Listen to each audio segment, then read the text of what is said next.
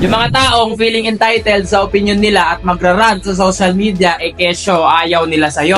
Yung feeling niya mahalaga yung opinion niya para sa buhay mo. Yung ayaw niyang nare-real talk at tinatamaan yung tunay niyang pagkatao. Yung ibabash ka at iiyak sa internet. May ganitong tao ka rin bang kakilala? Yung ang galing lang mandikta pero ang totoo hindi niya kayang i-apply sa sarili niya. Yung tuturuan ka ng good manners pero yung manners hindi rin applicable sa kanya. Di ba nakakatawa?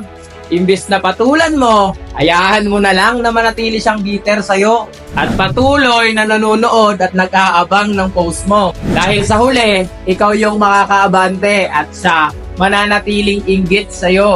Dahil panigurado, hindi niya kayang gawin yung ginagawa mo.